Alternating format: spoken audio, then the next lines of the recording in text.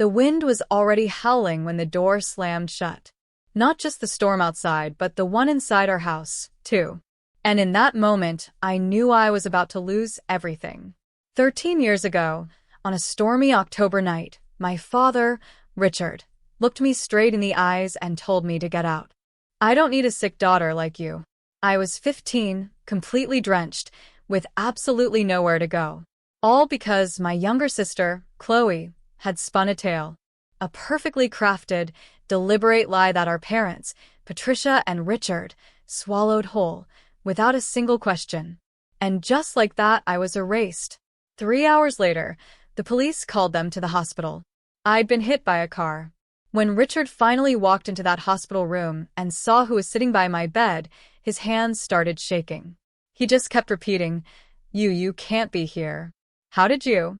The woman by my bed was Dr. Evelyn Shaw, one of the most respected professors at Northern State University. She'd found me on the side of the road and, quite simply, saved my life. That night changed everything. Last month, I stood on a stage at my sister Chloe's graduation ceremony as the keynote speaker. Patricia and Richard had no idea I was even coming. I'd learned early on that in our house, Chloe's tears always screamed louder than any of my achievements. When I was 11, I won first place at the regional science fair. My project on water filtration systems beat out 40 other students. I was so incredibly proud. I ran home, blue ribbon clutched tight in my hand, burst through the door, and found Patricia in the kitchen. I won, I shouted. She smiled, hugged me. That's wonderful, sweetheart. Then Chloe walked in from dance practice, 8 years old, face red, tears streaming. I messed up my pirouette. Everyone laughed at me. Patricia's arms left me immediately. She knelt down, pulled Chloe close. Oh, baby, it's okay. You'll do better next time. I just stood there, still holding my ribbon. Nobody asked to see it.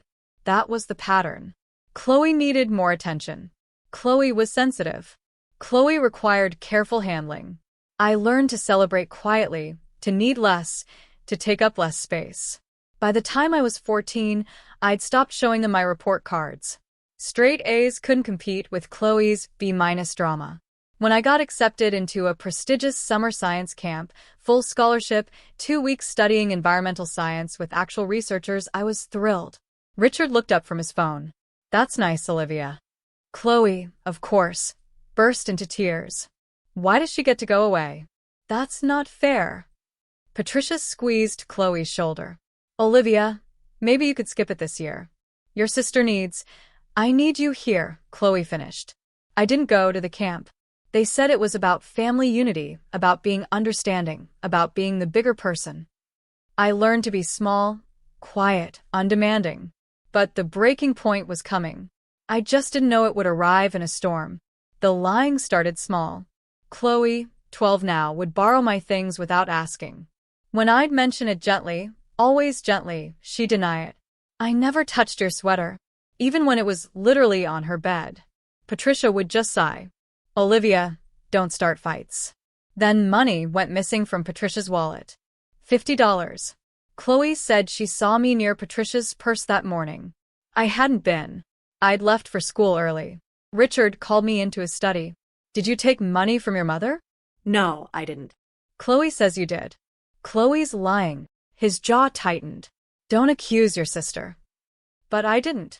Enough. His voice cut through mine. I'm disappointed in you, Olivia. I thought you were better than this. I lost my phone for a month. And the science camp opportunity I'd been promised for the following summer? Gone. We can't trust you with independence right now, Patricia said. Chloe watched from the stairs. When our parents weren't looking, she smiled. That stolen $50 was just a test run. Chloe was learning she could get away with anything. The pattern escalated. A broken vase? My fault. A failed test Chloe didn't study for? I should have helped her more. A rumor at school about Chloe mistreating someone? I must have started it. I stopped defending myself. What was the point? They believed her tears over my truth every single time. By 15, I felt like a ghost in my own house. Present but invisible unless they needed someone to blame. I started spending more time at the library, at school, anywhere but home. I told myself I just needed to survive until college. 2 more years. I could make it 2 more years. I was wrong. October, junior year. Everything felt heavy that week. There was a boy at school named Leo. He was in my AP chemistry class. Nice guy. Terrible at balancing equations. He'd asked me for help a few times, and I'd stayed after class to explain stoichiometry. That was it. Just homework help. Chloe, though, had a massive, obsessive crush on him. She'd walk past my classroom just to see him. She'd practiced writing Chloe Sterling Miller in her diary. I'd seen it once when I went to return her borrowed pen. On Tuesday, Leo caught me at my locker. "Hey, thanks for the help yesterday. You really saved me." I smiled. "No problem. Maybe we could study together sometime for the midterm?" Sure. Library works. Cool. He walked away. I turned and saw Chloe 20 feet down the hall, staring, her face pale. That night at dinner, she barely spoke, just pushed food around her plate. Patricia kept asking if she felt okay. Chloe would shrug. Say nothing. I should have known silence from her was more dangerous than her tears. On Thursday, I had a visiting lecturer in my biology class, Dr. Evelyn Shaw from Northern State University. She was talking about educational equity research. I stayed after to ask questions. She seemed impressed. "You have a curious mind," she said, handing me her card. "Don't let anyone dim that light." I smiled, thanked her, having no idea she would save my life. A week later, that Friday, the storm warning started. A big one was coming. Everyone was preparing, stocking up, battening down. Chloe still wasn't talking to me. Wouldn't even look at me. I remember thinking, at least I'll have the weekend to catch up on homework in peace. I had no idea what she was planning. Friday night, the rain started around 6. We ate dinner in near silence. The weather alert kept buzzing on Richard's phone. Wind advisories, flood warnings. Everyone was tense. Chloe picked at her pasta. I could feel her watching me. When I glanced up, she'd look away. After dinner, I went to my room, started my English homework. Outside, the wind was picking up. Rain hammered the windows. The kind of storm where you're grateful to be inside. Around 8, I heard crying downstairs. Chloe, loud, heaving sobs. I froze, put down my pen, listened. Patricia's voice, soothing. "Sweetheart, what's wrong?" Talk to me. More crying. I waited. Maybe she'd twisted her ankle. Maybe she'd failed another test. Maybe Olivia. Richard's voice, sharp, angry. "Get down here now." My stomach dropped. I walked downstairs slowly.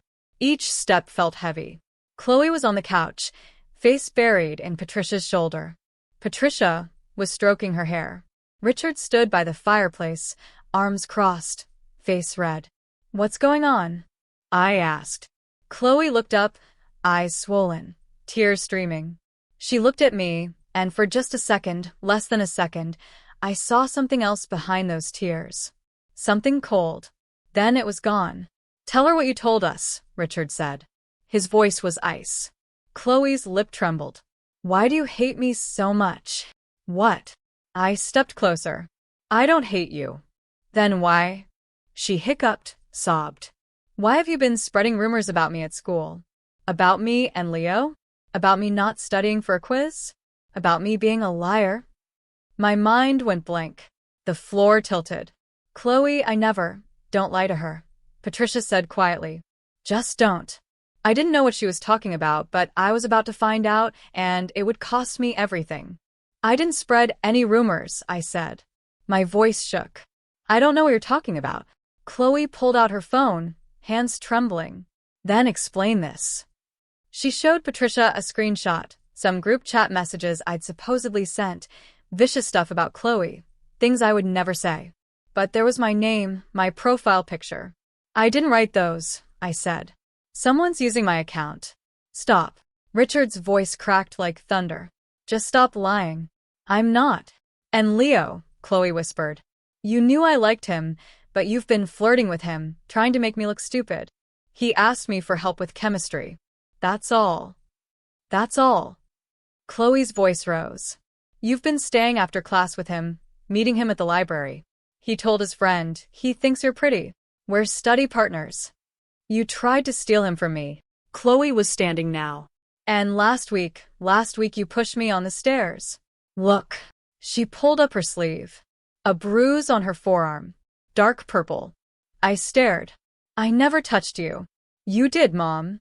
She did. I didn't want to say anything because I thought maybe she was just stressed, but Patricia stood up, moved between us. Olivia, this is serious. If you harmed your sister, I didn't. Then how did she get that bruise? Richard demanded. I don't know.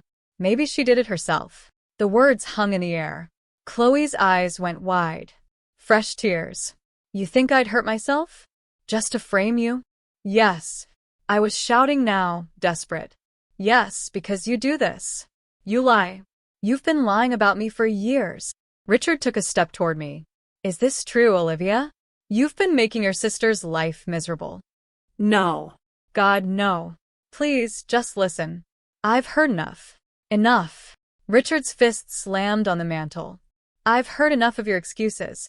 They're not excuses. Please just let me explain. There's nothing to explain. Patricia's voice was quiet, disappointed. I thought we raised you better than this. Chloe sobbed into her hands. The perfect picture of a victim. I looked at her, really looked at her. And for a moment, she looked back and she wasn't crying anymore. Her eyes were dry, calculating. You're lying, I said, barely a whisper. I'm not, she said. And her voice didn't shake. You are. You made all of this up, Olivia, Patricia started. She's lying. I turned to Richard. Please, you have to believe me. I would never harm her. I would never spread rumors. She's doing this because she's jealous. Because Leo doesn't like her. Because that's it. Richard's voice went cold. Flat. I don't want to hear another word from you. You're sick. Something's wrong with you. The words hit like a slap. Sick. I'm not. You need help. Professional help. But right now, he pointed to the door. Right now, I need you out of my sight. The rain was pounding outside. Thunder shook the windows. Richard, it's storming, Patricia said. I don't care. Where am I supposed to go? That's not my problem. His face twisted. Get out. I don't need a sick daughter like you in this house. The words carved into me. Sick daughter, like I was diseased, broken, wrong. I looked at Patricia, begging silently. Asterisk, say something. Stop him. Tell him this is insane. Asterisk, she turned away, kept her arm around Chloe. I grabbed my jacket from the hook. My hands were shaking so hard I could barely zip it. The door slammed behind me. Through the window, I could see Chloe watching me leave. She wasn't crying anymore. She was smiling. The rain hit me like a wall. Cold, angry. Within seconds, I was soaked through. I stood on the porch for a moment, waiting. Maybe Richard would come after me. Apologize.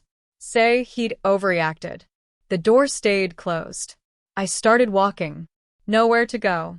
Just away. Away from that house. Away from Chloe's lies. Away from parents who believed I was sick. My phone buzzed. Low battery. 8%. I pulled it out. Tried calling my friend Maya. No answer. Natalie. Straight to voicemail. It was Friday night. Everyone was home with their families, safe, dry. Not me. The wind whipped my hair into my face. Rain came down in sheets. I could barely see 10 feet ahead. Cars drove past, spraying water from puddles. No one stopped. I headed toward the library. Maybe I could wait out the storm there. It was closed. Dark windows, locked doors. The bus station was 2 miles away. If I could make it there, I could sit inside, stay warm, figure out what to do. I walked. Every step was heavy. My shoes were soaked through. Water squelching with each footfall. My jacket clung to my skin. I was so cold my teeth chattered. Thunder cracked overhead. Lightning split the sky. I thought about turning back, knocking on the door, begging to come home. But the look on Richard's face, the disgust. I couldn't unsee it. Sick daughter. Maybe he was right. Maybe something was wrong with me. Why else would my own family choose Chloe over me every single time? The bus station was still a mile away. The rain got heavier, the wind stronger. I didn't see the headlights until it was almost too late. I was crossing at an intersection. The light was green. I'm sure it was green, but the rain was coming down so hard and the wind was howling, and I couldn't see clearly. The car came out of nowhere. Headlights bright and blinding. A horn blaring, brakes screeching. I tried to jump back, wasn't fast enough. The impact threw me sideways. I felt my body hit the hood, then the pavement hard. My head cracked against the asphalt. Pain exploded through my skull. White hot and all-consuming. I couldn't move. Couldn't breathe. Rain poured into my mouth. My eyes. Everything was sideways. Wrong. I heard a car door slam. Footsteps running, splashing through water. Oh my God. Oh my God. A woman's voice. Panicked. Sweetheart, can you hear me? I tried to answer. Nothing came out. Don't move. Just stay still. I'm calling 911. Her hands were on my shoulder. Gentle. Stay with me, okay? What's your name? I blinked. Tried to focus. Her face was blurry. Dark hair. Rain streaming down her cheeks. She looked familiar. Had I seen her before? My parents. I managed. My voice was barely a whisper. Your parents. Okay. What's their number? I'll call them. They don't, I coughed. Tasted blood. They don't want me. Her face changed. What? They kicked me out. The words felt heavy. Said I'm sick. Don't want me anymore. She stared at me. Rain pouring down between us. I saw something shift in her expression. Recognition, maybe, or horror. You're going to be okay, she said. But her voice shook. I promise you're going to be okay. Sirens in the distance. Getting closer. The woman's face was the last thing I saw before everything went black. I don't remember the ambulance. Don't remember arriving at the hospital. My first clear memory is sound. Beeping machines, fluorescent lights buzzing, the smell of antiseptic, and a voice. The woman from the accident. She has a severe concussion, possible internal bleeding. You need to keep her for observation. I tried to open my eyes, too heavy. Everything hurt. I'm staying. That same voice firm now. Not panicked anymore. I'm not leaving her alone. Ma'am, are you family? I'm the one who hit her with my car. I'm staying until her parents arrive. Time passed. I drifted in and out. Voices came and went. At some point, I heard new voices, familiar ones. We're Olivia Sterling's parents. Richard, he sounded strained. Mr. and Mrs. Sterling, the woman's voice again. Cold now. Professional. I'm Dr. Evelyn Shaw. A pause. Recognition clicking. You're a professor at the State University, Patricia said. I am Dean of Graduate Studies, actually. Her tone could cut glass. I'm the one who hit your daughter with my car tonight. It was an accident, Richard said quickly. We don't blame. She ran across the road in the middle of a storm. She was soaking wet alone at night. Dr. Shaw's voice rose. She was 15 years old. Why was she out there? Silence. Mr. Sterling, I asked you a question. We had a family situation. A discipline issue. A discipline issue. Dr. Shaw repeated the words slowly. What kind of discipline issue involves putting a child out in a storm? It wasn't like that. Then what was it like? Because your daughter told me something before she lost consciousness. She said her parents didn't want her anymore. She said you told her she was sick. More silence. You're lying. Chloe's voice. Small. Scared. Olivia's making that up. She was barely conscious. She wasn't making anything up. I heard footsteps. Someone walking away from my bed. Dr. Shaw's voice, further away. Now I need to speak with a social worker. Now that won't be necessary. Richard's voice, trying to sound authoritative. Failing. Her parents will handle this from here. With all due respect, sir, you've handled it enough. This is a private family matter. The moment you send a minor out in a storm, it stopped being private. Dr. Shaw's footsteps came back. I felt her hand on mine. Warm, protective. I'm not leaving until I know she's safe. A different voice now, a police officer. Mr. Sterling, we need to ask some questions. We haven't done anything wrong, Patricia said. But her voice was shaking. Your daughter was hit by a car at 11 p.m. in a major storm. She's 15 years old. We need to understand why she wasn't home. I tried to open my eyes, managed to flutter them. Everything was blurry, shapes moving. I saw Richard's silhouette. Chloe behind him. She's waking up, Dr. Shaw noticed. Everyone out now. She's our daughter, Richard started. And I'm the doctor in this room. Out. Footsteps. Voices fading. The door closed. I felt Dr. Shaw lean closer. Her hands squeezed mine gently. You're safe now, she whispered. I promise. You're safe. I wanted to believe her. But safe was a foreign word. I hadn't felt safe in years. I closed my eyes again. Let the darkness take me. When I woke up 3 days later, Patricia and Richard were gone. Dr. Shaw was still there. She'd kept her promise. She hadn't left me alone. The concussion was severe. I spent 4 days in the hospital. Dr. Shaw came every day, brought books, sat by my bed, talked to me about college, about science, about futures I'd never imagined. Patricia and Richard visited once, brought a bag of clothes, some schoolwork. They stood at the foot of my bed, uncomfortable, like strangers in hospital scrubs. We're glad you're okay, Patricia said. Richard nodded. You gave us quite a scare. Neither said sorry. Neither explained. Neither asked if I wanted to come home. Chloe didn't come at all. On day 5, a social worker came. Her name was Brenda. She had kind eyes and asked questions in a gentle voice about my home, my family, what happened that night. I told her everything. Chloe's lies, Patricia and Richard choosing her, the words, sick daughter. Brenda listened, took notes. Olivia, you have options. You don't have to go back. Where else would I go? Dr. Shaw knocked on the door, stepped in. She could stay with me. I stared at her. What? Foster placement. Temporary until we figure out something permanent. If you want. She looked at Brenda. I've already started the paperwork. Why would you do that? My voice cracked. You don't even know me. Dr. Shaw sat on the edge of my bed. Because someone once did it for me.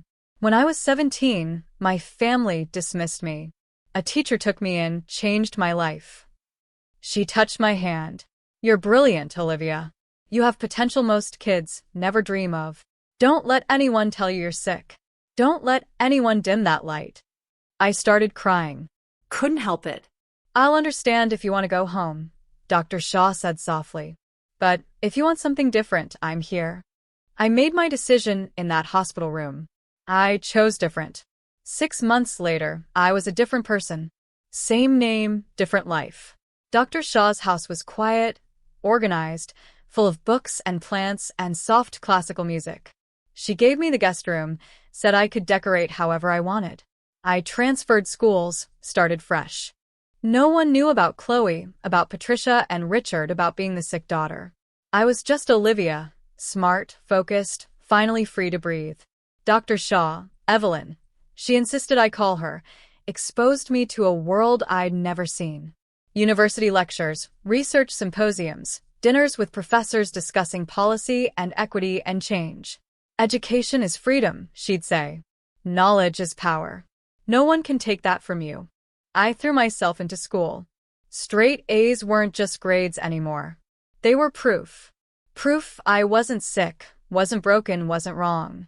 Evelyn taught me about grant writing, about scholarships, about systems that help kids like me, kids from difficult situations, kids who need a second chance. You're going to do something important someday, she told me once. We were having dinner, pasta and salad. Normal, safe. I can see it. I thought about my old family sometimes. Wondered if Chloe ever told them the truth. If Richard ever regretted those words. If Patricia ever stood up for me. But mostly I didn't think about them at all. I heard things through mutual friends. Chloe was doing fine. Still the golden child. Still the center of attention. Patricia and Richard had removed all my photos from the house, like I'd never existed. Good, I thought. Let them erase me. I'm building something better. By my senior year, I had a plan. College major in education policy. Build something that would help kids who fall through the cracks, kids whose families fail them.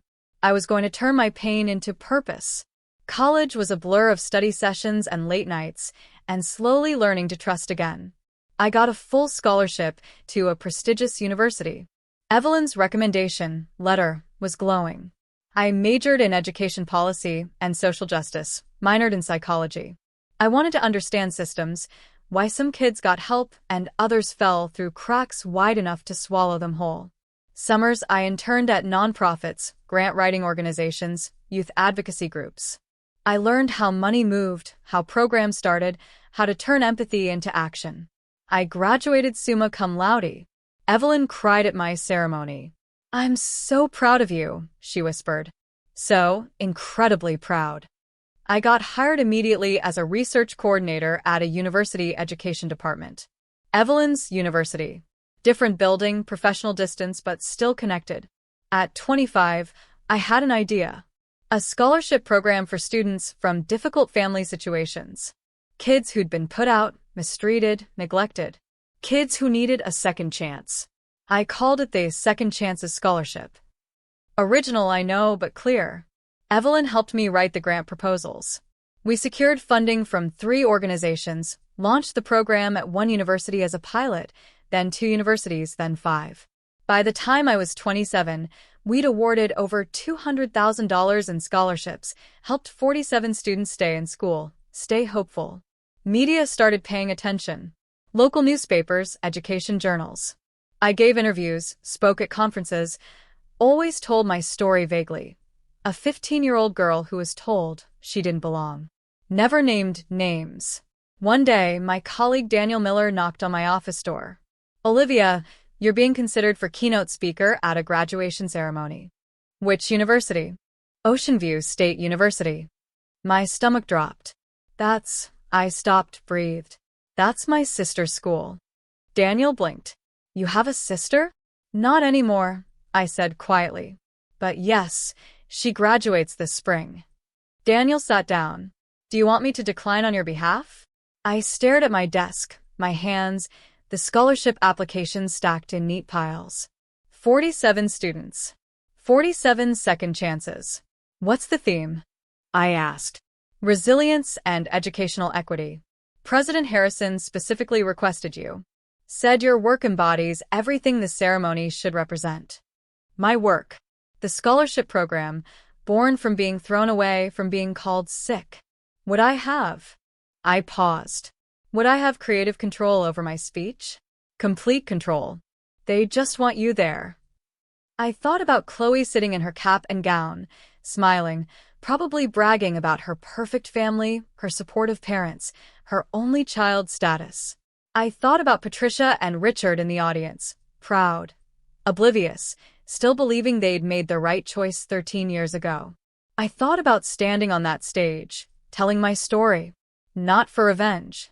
For closure. "I need to talk to Evelyn," I said. That night, over dinner, I laid it all out. They have no idea I exist in this capacity. No idea I built this. They probably think I'm dead or homeless or... I stopped. I don't know what they think. Evelyn set down her fork. "What do you want to happen?"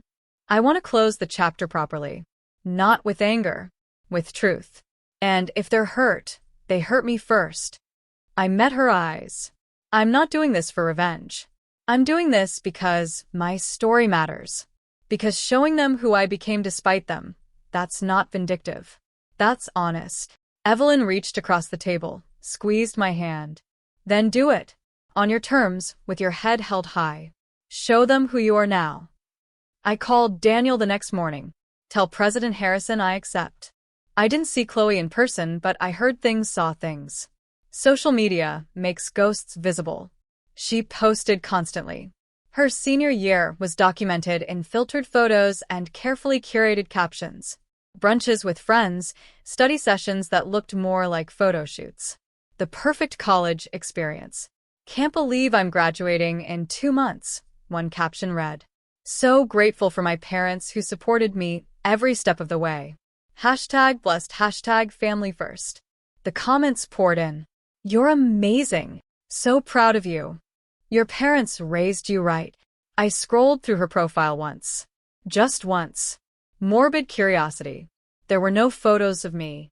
No mentions of a sister in her digital universe. I'd never existed. One post caught my attention. Chloe at dinner with Patricia and Richard. Big smiles. Wine glasses raised. Celebrating my graduation with the two best people in the world. Love you, Mom and Dad. Richard looked older, gray at the temples. Patricia looked tired, but they looked happy, proud. I closed the app. Through old acquaintances, people I'd known before the storm, I heard Chloe was excited about graduation. Big ceremony. All her friends would be there. Her parents were throwing a party afterward. The keynote speaker is supposed to be really good. One friend posted in a group chat I was still accidentally part of. Some researcher who started a scholarship program. Should be inspiring. Chloe had replied, Ugh, those speeches are always so boring, but whatever.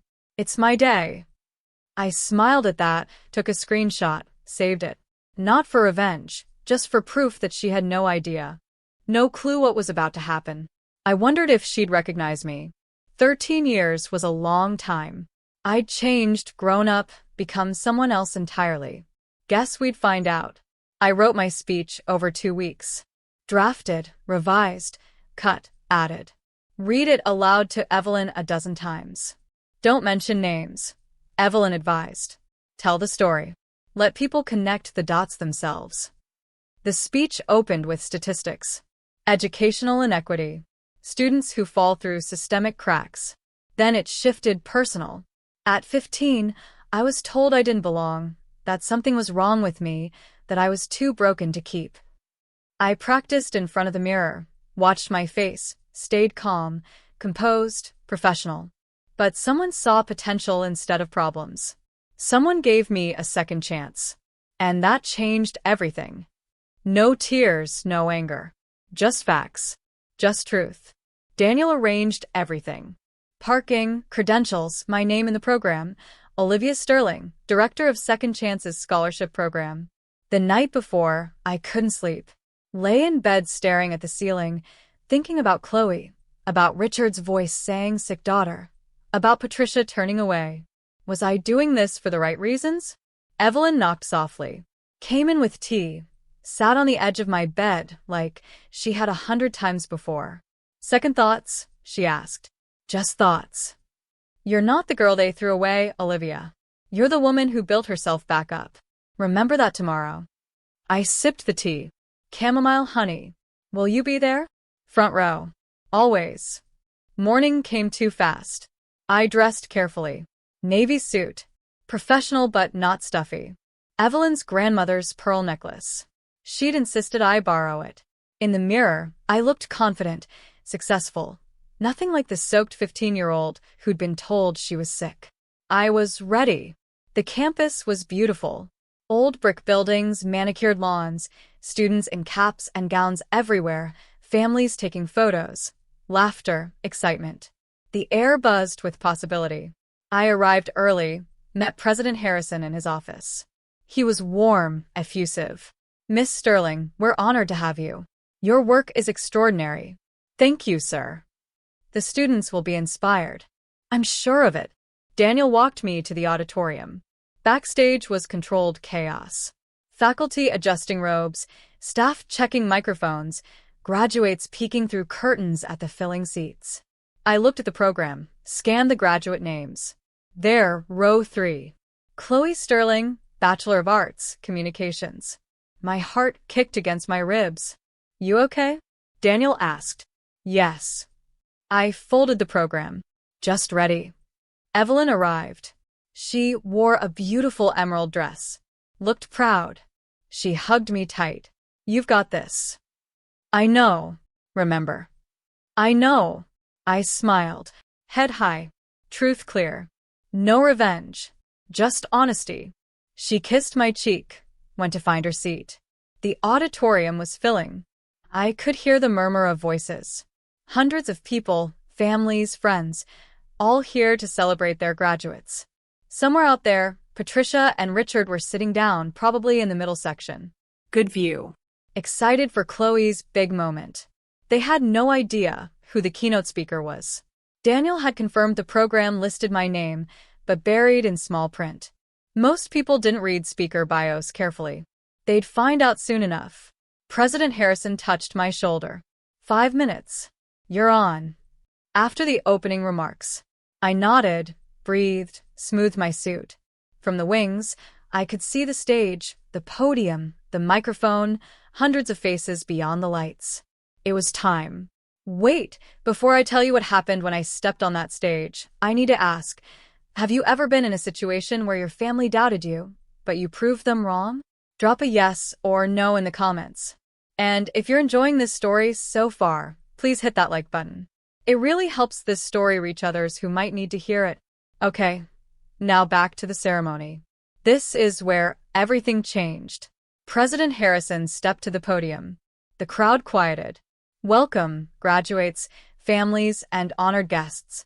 Today we celebrate achievement, resilience, and the boundless potential of our students. Applause. Cheers. Our keynote speaker embodies these values. She's dedicated her career to ensuring that every student, regardless of circumstance, has access to opportunity. Please welcome the director of the Second Chances Scholarship Program, Miss Olivia Sterling. The auditorium erupted in polite applause. I stepped into the light. The stage was massive, podium centered, microphone waiting. Beyond the front row, faces blurred into a sea of caps and gowns. I walked with measured steps, confident, calm. My heels clicked against the stage floor. And then I saw them. Row 3. Chloe, cap and gown, honor cords around her neck. She was clapping, smiling, turned halfway to whisper something to the girl beside her. Then she looked up, saw me. Her hands froze mid-clap. Her smile faltered. Confusion crossed her face, then recognition, then shock. Her mouth opened slightly. No sound came out. Behind her, row 8, Patricia and Richard, still clapping, not looking closely yet. Just polite audience members applauding a speaker whose name they hadn't registered. I reached the podium, adjusted the microphone, looked out over the crowd.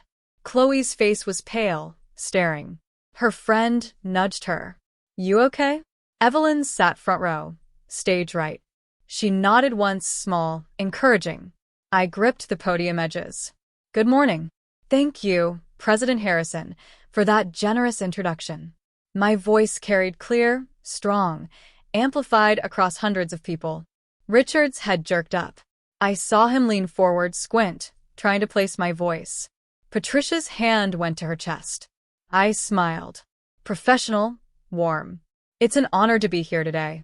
Today I want to talk about resilience, about what happens when you lose everything and find yourself anyway. The audience was quiet now, attentive. Let me tell you about a 15-year-old girl. I kept my voice steady, conversational. She was told she didn't belong, that something was fundamentally wrong with her, that she was too broken to keep. Patricia's hand gripped Richard's arm. I could see it even from the stage. One night, in the middle of a storm, she was put out, told to leave, told she wasn't wanted anymore. Whispers rippled through the crowd. Uncomfortable shifting. She wandered alone in that storm for hours. No phone, no money, no place to go. She was hit by a car, nearly died. Chloe had gone completely still, frozen. Her face was white. But someone stopped. Someone helped. Someone saw potential where everyone else saw problems. Evelyn's eyes were bright, proud. That person became her family, her mentor, her mother in every way that mattered. I paused. Let the words settle. That 15-year-old girl was me. The auditorium went silent. You could have heard a pin drop. Richard stood up halfway. Patricia pulled him back down. Both of them staring, mouths open. Chloe looked like she wanted to disappear through her chair. Students around her whispered, pointed. Her friends looked confused. Concerned. I'm here today because Dr. Evelyn Shaw, I gestured to Evelyn. Didn't give up on me when my own family did. She taught me that rejection isn't the end. It's a beginning. More whispers, spreading like wildfire. The Second Chances Scholarship was born from that experience. It exists for students who've been told they're not enough, who've been dismissed, abandoned, cast aside. I looked directly at Chloe, made eye contact. Because being rejected doesn't define you. What you do afterward does. Today, that scholarship has helped 47 students. My voice stayed level, clear. Students like the girl I used to be. A woman in the back whispered loudly, "Is that really her family?" I continued, professional, unshaken. I learned something important in those years after the storm. Family isn't always biology. Sometimes it's choice. Sometimes it's the people who choose you when others walk away. Evelyn wiped her eyes, smiled at me. I learned that you don't need everyone to believe in you. You just need one person. One person who sees past the surface, past the accusations, past the lies. Chloe's face crumpled. She looked down, shoulders shaking. Her friends had stopped whispering. They were staring at her now, connecting dots. And I learned. I gripped the podium. That success isn't about proving people wrong.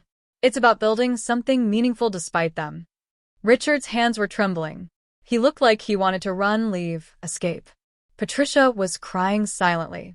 Mascara running. So, to the graduating class of Ocean View State University, I leave you with this. Your worth is not determined by who stays. It's determined by how you grow after they leave. I paused. Let that land. You will face rejection, disappointment, people who underestimate you. That's guaranteed. I looked across the sea of graduates, young faces, hopeful. But you get to decide what happens next. You get to choose who you become. A standing ovation. Slowly at first, then building. Students standing. Faculty. Families. Not everyone. Richard stayed seated, pale, hands over his face. Patricia stood mechanically, clapping weakly, tears streaming. Chloe didn't move, sat frozen, staring at her lap. I stepped back from the podium. President Harrison was beaming. "Thank you, Miss Sterling." That was powerful. I walked off stage, back into the wings, and I breathed. The ceremony continued. President Harrison returned to the podium, started calling names. I stayed backstage, watched through the gap in the curtains. The energy had shifted. Students walked across stage to receive diplomas. But the applause was distracted, uneven. People were still processing my speech, talking, pointing, checking their phones. Chloe Sterling, Bachelor of Arts, Communications. Chloe stood, walked to the stage. Her smile was tight, forced. Her hands shook as she accepted the diploma. The applause was thin, scattered. Some people clapped enthusiastically, her close friends probably, but others didn't clap at all, just watched, whispered. She walked off stage quickly, disappeared into the crowd of graduates. I saw her friends huddled around her, talking urgently. Chloe shaking her head, trying to explain something, failing. Richard and Patricia sat rigid, not talking, not moving, just staring straight ahead. After all the names were called, President Harrison closed the ceremony. Congratulations to the class of 2026. Caps flew. Cheers erupted. Families rushed forward. I slipped out a side door. Met Evelyn in the reception area outside the auditorium. "You did it," she said. Hugged me tight. I did. "How do you feel?" I thought about it. Free. Daniel appeared. "Olivia, that was... wow." He looked flustered. I had no idea. "Your family, are you okay?" "I'm fine. They're asking to see you." "Who?" "Your parents. They're at the side entrance. They want to talk." My stomach tightened. "Do I have to?" Daniel shook his head. "Absolutely not. I can have security, Ken?" "No," I straightened. "I'll talk to them. On my terms. 5 minutes. That's it." Evelyn squeezed my hand. "I'll be right here." I walked toward the side entrance, toward the family I'd left behind 13 years ago. They stood by a pillar. Richard's face was gray. Patricia's makeup smeared. Chloe hovered behind them, eyes red. I stopped 3 feet away. Professional distance. You wanted to talk? Richard's mouth opened. Closed. Olivia, we didn't know you'd be here. I'm sure you didn't. You look, Patricia's voice broke. You look well. I am well. Dr. Shaw made sure of that. Evelyn had followed me, stood slightly behind, protective. Richard's eyes flicked to her, then away. We owe you an apology. You owe me a lot more than that. My voice was calm, level, but an apology is a start. We made a mistake, Patricia said. A terrible mistake. We should have listened. You should have protected me. That's what parents do. They protect their children. I kept my hands at my sides, didn't cross my arms, didn't close off. You chose Chloe's lie over my truth. You called me sick. Threw me out in a storm. Chloe flinched, tears rolling down her face. We were wrong, Richard said. His voice cracked. I was wrong, Olivia. I've regretted that night every day for 13 years. Good. The word hung there, sharp. Can we talk? Patricia reached toward me. Privately, as a family? We're not a family. I said it gently. Not cruel, just factual. You made that clear 13 years ago. But we can fix it, Richard said desperately. We can. We want to fix it. Please. There's nothing to fix. You made your choice. I made mine. We're done. Olivia. Chloe's voice. Quiet. Broken. I'm sorry. I was 12. I was stupid. I didn't know. You were old enough to know what you were doing. Daniel appeared with a folder. Olivia, these are the scholarship applications for next semester. President Harrison wanted you to have them before you left. He handed me the folder. Official university letterhead. My name, my title, photos of scholarship recipients, testimonials. Richard's eyes fixed on it. You really did all this? Yes, despite everything. Patricia took the folder, gently, opened it, read. Her face crumpled. 200 students? 47 so far, but we're expanding. You're a director? Senior director, as of last month. I took the folder back. I work with 5 universities. We've granted over $200,000 in scholarships to students from difficult situations. President Harrison joined us, oblivious to the tension.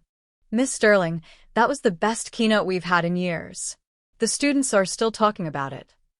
Thank you, President Harrison. He turned to Patricia and Richard. Are you Olivia's family? You must be so proud. Silence. They are, Evelyn said smoothly. Aren't you, Mr. Sterling? Richard's jaw worked. Yes. Very proud. President Harrison beamed. Miss Sterling is one of our most valued partners. Her program has changed lives. Literally saved some of these kids. He shook my hand, walked away. Richard stared at me. Really looked. We had no idea. You never asked. I kept my voice soft, not angry, just tired. You erased me. Pretended I never existed. Why would you know? I tried to find you, Patricia whispered. After the hospital, you disappeared. I changed my name legally, made it harder. I met her eyes. I needed you to not find me. I needed space to heal. Did you? Richard asked. Heal? Yes. No thanks to you. Chloe's friends approached. 3 of them looking uncomfortable. Chloe? One girl touched her arm. Is that true? Is she really your sister? Chloe nodded. Couldn't speak. You said you were an only child. I know. You told everyone your sister died. Another friend's voice was cold. Last year you said she died in a car accident when you were 12. My eyebrows rose. You told them I was dead? Chloe's face flushed. I didn't. It was easier than explaining. Explaining what? The first friend demanded. That your family put her out? That you lied about her?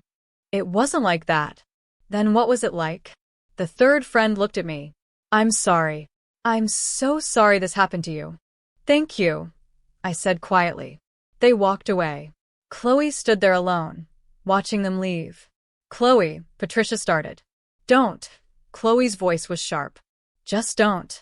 She looked at me. Really looked. I wanted to tell them so many times. I wanted to tell everyone the truth, but I was scared. Scared of what? That they'd hate me. That everyone would hate me. She wiped her eyes. They were right, too. I deserve it. Chloe. I stepped closer. I don't hate you.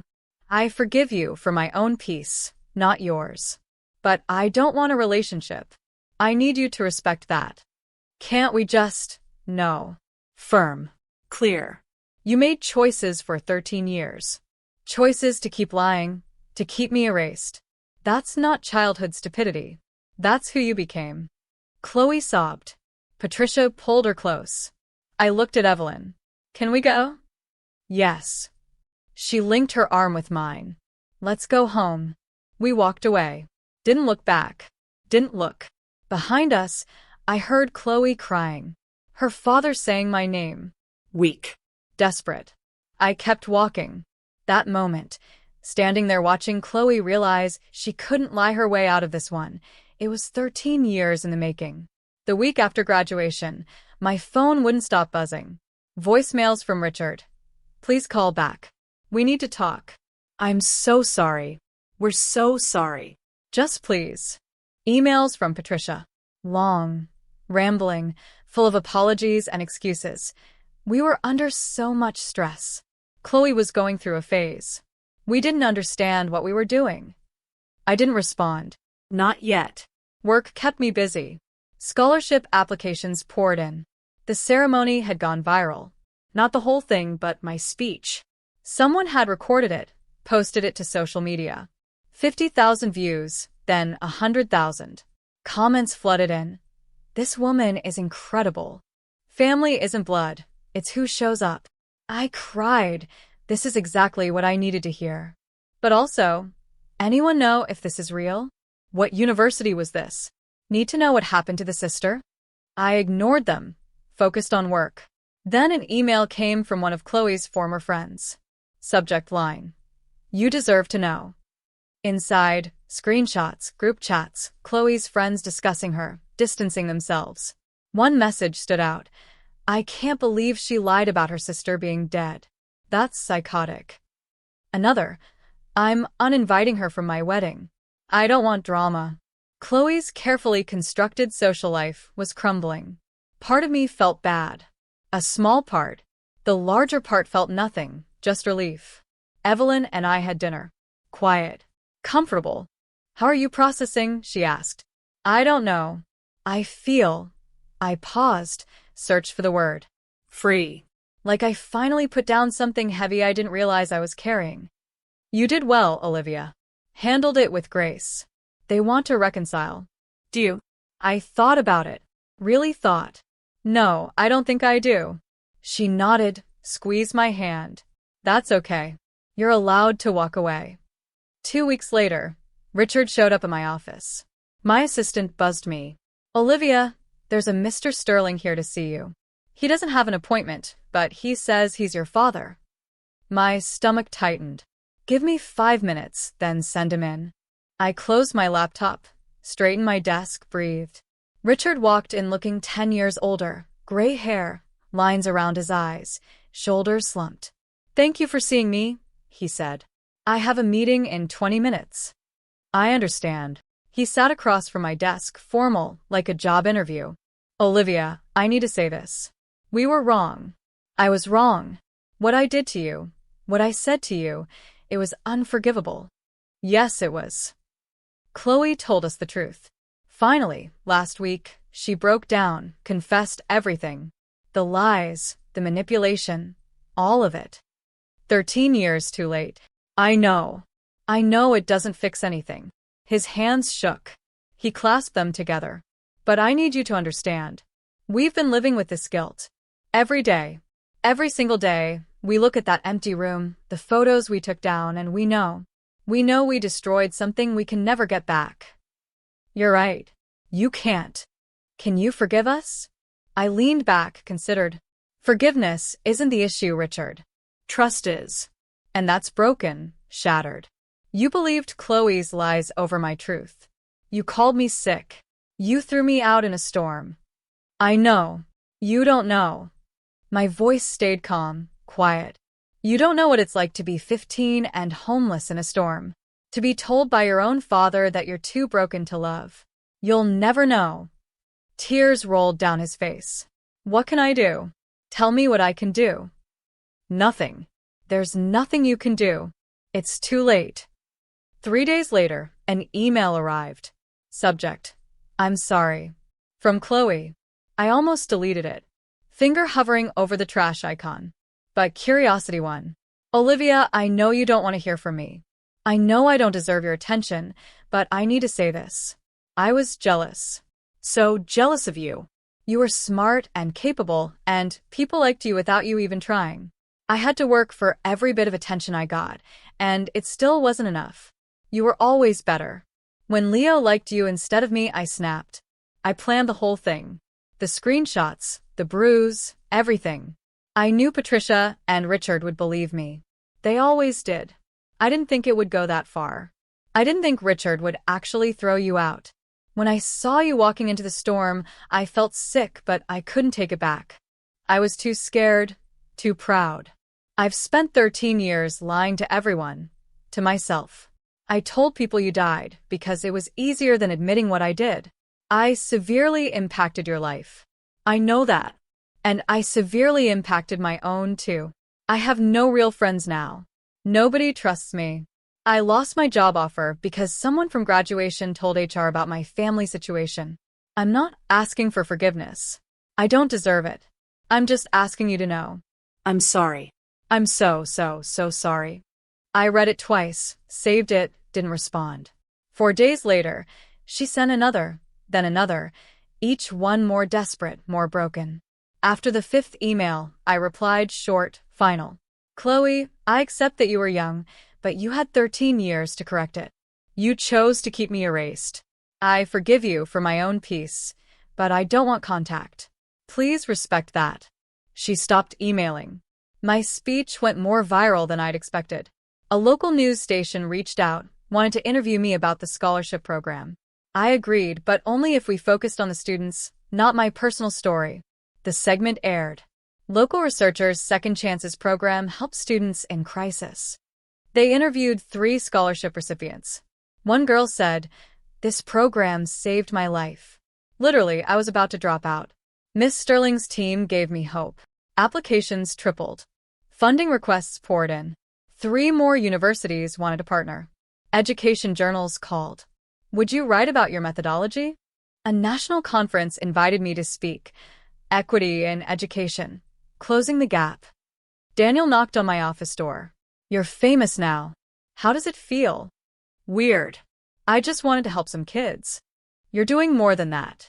You're changing systems. The State Board of Education sent a commendation, recognition for outstanding contribution to educational equity. And through it all, I saw the ripple effects. Chloe's social media went quiet. No more posts. Her accounts eventually went private. Richard sent one final email. We're proud of you, even if we have no right to be. I didn't respond. Patricia tried calling once. I didn't answer. Old family friends reached out on LinkedIn. Awkward messages. Heard about your work. So impressive. Maybe we could catch up. I declined politely. Meanwhile, Evelyn was accepted as a keynote speaker at a national conference. Come with me, she said, as my guest and colleague. I'd love to. We flew to Denver, presented together, stayed in a nice hotel, talked about everything except my biological family. You've built a good life, Evelyn said over dinner. You should be proud. I am. Because of you. No, she shook her head. Because of you. I just gave you a chance. You did the rest. 1 year after Chloe's graduation, my life looked completely different. The Second Chances Scholarship was now in 10 universities. We'd helped 83 students stay in school, stay hopeful. I was promoted to senior director, got a corner office, a raise, recognition from people whose names I'd only read in textbooks. I dated someone, a kind man named Ethan, who worked in public policy. It didn't work out, but it ended amicably. I was learning that not all endings had to be painful. Evelyn turned 60. We threw a party. Colleagues, friends, Students she'd mentored over the years, people who loved her, chose her, built family around her. I gave a toast to the woman who taught me that family is built, not born. Thank you for choosing me. She cried, happy tears. I thought about my biological family, sometimes. Not often, not painfully, just thoughts. Wondering where they were, if Chloe had gotten help, if Richard still sent unanswered emails. They sent a Christmas card. No return address, just signatures. Richard, Patricia, Chloe. No message, no explanation. I put it in a drawer. Didn't throw it away, didn't respond. Just acknowledged it existed. I spoke at another graduation. Different university, different students, but similar message. Boundaries aren't walls, they're doors you control. Afterward, a young woman approached, 20 years old, tearful. That was my story, too. My family put me out at 16. I thought I was alone. You're not alone, I told her. You're surviving. That's more than enough. She hugged me tight. Thank you. I drove home that evening to the house I shared with Evelyn, my real mother, and felt something I hadn't felt in years. Complete peace. People ask me if I regret that night, the storm, the pain, the hospital. I don't. Because it led me here. To this life, this work, this family I chose. Not every story has a peaceful ending like mine. I know that. I'm lucky. Dr. Evelyn Shaw found me, chose me, saved me. Not everyone gets that. But everyone gets to set boundaries. Everyone gets to decide who has access to them. You don't owe toxic people your presence. Not even if they're family. Especially not if they're family. Forgiveness doesn't mean reconciliation. You can forgive someone for your own peace while still keeping them out of your life. Those aren't contradictory. They're both necessary sometimes. I learned that blood doesn't make family. Choice does. Consistency does. Showing up does. Evelyn showed up every single day for 13 years. She earned the title mom. My biological parents, they showed up once, failed, never tried again. That tells you everything. I learned that success isn't about proving people wrong. It's about building something meaningful despite them. The scholarship program wasn't revenge. It was purpose. It was turning my pain into something that helps others. That's the difference. Revenge seeks to cause pain. Purpose seeks to heal. I learned that your worth isn't determined by who stays. It's determined by how you grow after they leave. Some people will always underestimate you, reject you, tell you you're too broken, too sick, too much, or not enough. That's their limitation, not yours. You get to decide what happens next. You get to choose who you become. I chose to become someone who helps kids like me. Kids who need a second chance. Kids who deserve to know they're worth saving. That's my legacy. Not the family that threw me away, but the family I built afterward. So that's my story. The storm that almost destroyed me became the catalyst for everything I built. I'm 28 now, the same age as when I started telling you this, but I feel older, wiser, whole. Patricia and Richard's names are still in my phone. I haven't deleted them, but I haven't called either. They exist in my past, not my present, and definitely not my future. Chloe sends me a message every few months. Short, apologetic. Thinking of you. Hope you're well. I read them, don't respond. Maybe someday I will, maybe not. Either way is okay. Dr. Evelyn Shaw is mom now. Not Dr. Shaw, just mom. She's the emergency contact on every form, the person I call when something good happens, the one whose opinion matters. Blood didn't make her my mother. Choice did. 13 years of showing up, of believing in me, of loving me when I couldn't love myself. That's family. Every year on October 15th, the anniversary of that storm, I drive past my old house. Not to punish myself, not to wallow. Just to remember. I park across the street, look at those windows, that door, and I think, that girl survived. She survived being called sick, being thrown away, being told she was too broken to love. And she didn't just survive, she thrived. If you're in a storm right now, metaphorical or real, know this. You can survive it. You can even thrive after it. Just because someone gives up on you doesn't mean you give up on yourself. Set your boundaries. Choose your family. Build your purpose. And never, ever let anyone tell you you're too sick, too broken, or too much. You're exactly enough. What's one thing you've learned about chosen family that changed your life?